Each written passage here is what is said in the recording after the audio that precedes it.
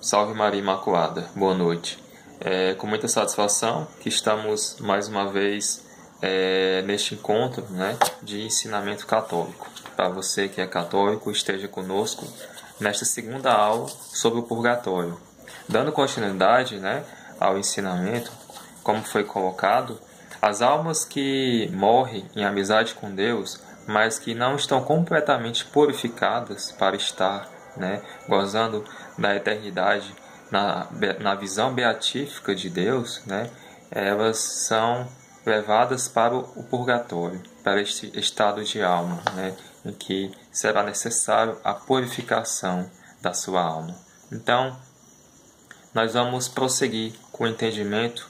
O Catecismo da Igreja Católica, né, eu comentei aí o parágrafo 1030, mas o 1031 vai além.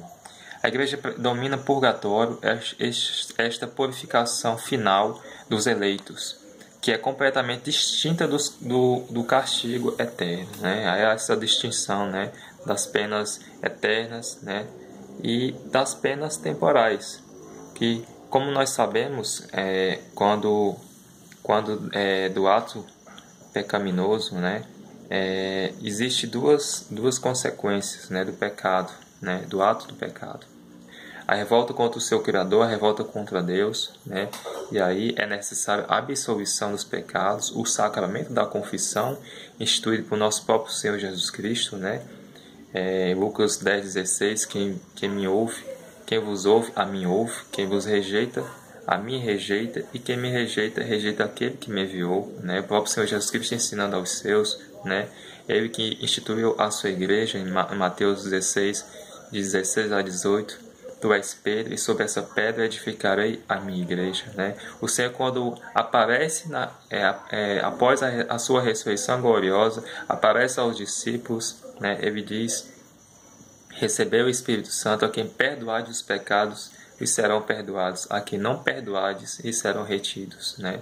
O próprio Senhor instituiu o sacramento da confissão. Então, essas penas eternas,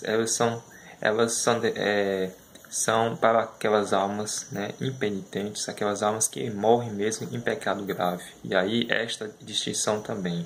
A Igreja Católica, ela faz essa distinção entre pecado grave e pecado venial. Não confunde, né, essas duas coisas, essas duas matérias, né? Então, o pecado grave é todo ato contra os 10 mandamentos da lei de Deus, né? Os pecados veniais são aqueles cometidos por todos nós, né? Todos os dias nós cometemos pecados, né? Mas os pecados graves são contra, né, os 10 mandamentos da lei de Deus, contra a própria lei de Deus, né? O próprio Senhor Jesus Cristo diz que não veio para abolir a lei, né? Mateus 5, versículo 17, mas veio para aperfeiçoá-la, né? Então, a lei, né, atemporal, o próprio Catecismo da Igreja ensina isso. Então, ainda, né, a alma, né, essa pena temporal, né, por mais que ela tenha sido agraciada pelo sacramento da confissão, ainda permanece nela ainda as penas temporais, né? Então, continuando, fazendo referência a certos textos da Escritura, a tradição da Igreja fala de um fogo purificador. O que concerne a certas faltas leves, deve-se crer que existe antes do juízo um fogo purificador, segundo o que afirma aquele que é a verdade, dizendo que se alguém tiver pronunciado uma blasfêmia contra o Espírito Santo, não lhe será perdoado nem no presente século, nem no século futuro. O Senhor Jesus Cristo falando, né? Capítulo 12, versículo 31, que não será perdoado nem nessa vida, nem na outra vida, né? Quando ele fala também que a pessoa será jogada na prisão e não sairá de lá até pagar seu último centavo, e tantos outros textos bíblicos, citações bíblicas que falam sobre o purgatório, né? Por mais que, como foi falado na aula anterior, uma aula mais histórica, né, que tenha sido instituído o purgatório só no século XIV, né, no Concílio de Florença, e depois no século XIX, no Concílio de Trento, né, mas a Igreja sempre entendeu essa realidade do purgatório. O parágrafo 1032 vai além. Este ensinamento apoia também na prática da oração pelos defuntos, da qual já a Sagrada Escritura fala. Isso porque ele, Judas Macabeu, mandou oferecer esse sacrifício expiatório pelos que haviam morrido, a fim de que fosse absolvido o seu pecado. Eu também falei sobre essa citação, segundo Macabeus 12, capítulo 12, versículo 46. Desde os primeiros tempos, a Igreja honrou a memória dos defuntos e ofereceu sufrágios em seu favor, em especial o sacrifício eucarístico, a fim de que, purificados, eles possam chegar à visão beatífica de Deus, ou seja, o céu. A Igreja recomenda também as esmolas, as indulgências e as obras de penitência em favor dos defuntos. E aqui nós entramos, na realidade das indulgências. O que são as indulgências? A indulgência é a remissão. A indulgência, é essa remissão dos pecados diante de Deus da pena temporal devido aos pecados já perdoados quanto à culpa que o fiel, devidamente disposto e em certas determinadas condições, alcança por meio da igreja, através do sacramento da confissão. Então, como eu falei, essa duplicidade da culpa, a revolta contra o Criador e o apego ao pecado, ao apego, à idolatria que a criatura põe outro objeto ou outra criatura em lugar do seu Criador. Então, há ainda a permanência dessa pena, por mais que ela tenha conseguido ser absolvida das suas penas eternas, mas ainda a permanência dessas penas temporais. Continuando, 1473, parágrafo. O perdão do pecado e a restauração da comunhão com Deus implicam a remissão das penas eternas do pecado, mas permanecem as penas temporais do pecado, como eu falei. Pelas indulgências, os fiéis podem obter para si mesmo e também para as almas do purgatório a remissão das penas temporais que são sequelas dos pecados. Ou seja, o que a Igreja ensina nesses 2000 anos de pura sabedoria divina? Quando eu rezo, eu estou em contato com Deus, eu estou em comunhão com Deus, quando eu estou em estado de graça. Quando eu rezo por mim, eu obtenho uma graça. Quando eu rezo pela minha alma, eu estou querendo me santificar. Coisa que muitos cristãos que não são católicos não acreditam.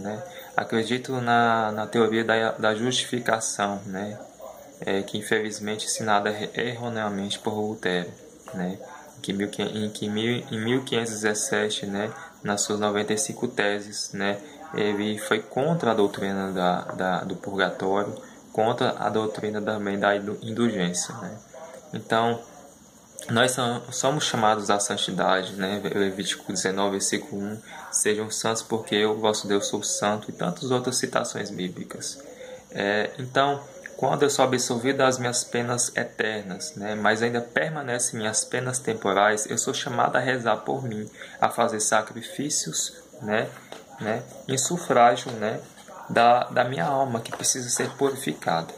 Caso eu não consiga obter já em vida essa purificação, a minha alma, que se eu estiver em amizade com Deus, como disse o ensinamento católico, com a graça de Deus, minha alma estará no purgatório, neste estado de alma. Pois bem, eu não poderei rezar por mim de lá, por mim mesmo. Cabe aos que estão aqui a igreja militante, porque lá é a igreja padecente, a igreja triunfante que está no céu. Aqui nós somos a igreja militante. A igreja militante é chamada, convidada a rezar continuamente pelas almas do purgatório, finados. A igreja considera as indulgências plenárias, isso eu vou ensinar também para você nas próximas aulas, a diferença das indulgências plenárias e as indulgências parciais. Então, a igreja militante é convidada continuamente a rezar pelas almas do purgatório, porque as almas que estão no purgatório não podem rezar por elas mesmas. Elas podem interceder pelos que estão no céu. Olha a graça, Nós, igreja militante, rezamos pelas almas do purgatório, E a igreja padecente, as que estão lá, rezam por nós, intercedem por nós. Então elas sofrem, meus irmãos. Elas sofrem continuamente porque elas estão sendo purificadas. Então cabe nós fazermos sacrifícios, né, oblações, para que elas sejam libertadas, né?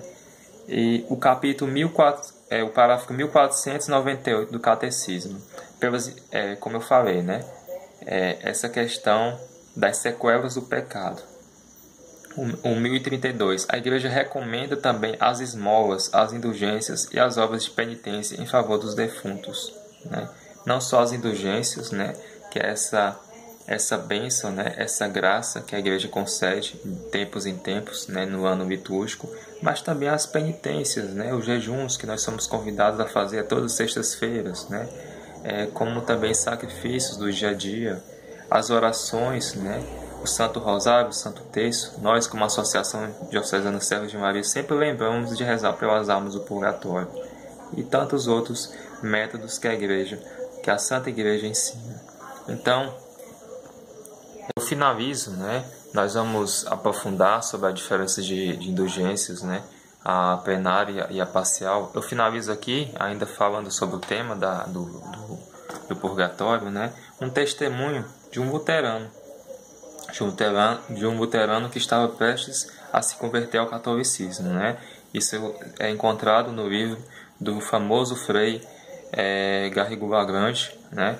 Na sua obra O Homem e a Eternidade, a Vida Eterna e a Profundidade da Alma. É um diálogo, né, bastante esclarecedor, né, sobre a importância do purgatório. Do luterano, né, com uma outra pessoa. Como Lutero pôde chegar a esta conclusão que só a fé nos méritos de Cristo basta para a salvação e que não é necessário observar os preceitos, nem mesmo os preceitos do amor a Deus e ao próximo? Ele me respondeu, é muito simples. Como muito simples? Sim, é diabólico, acrescentou. Eu não teria ousado vos dizer, lhe respondi, mas como vós sois luterano?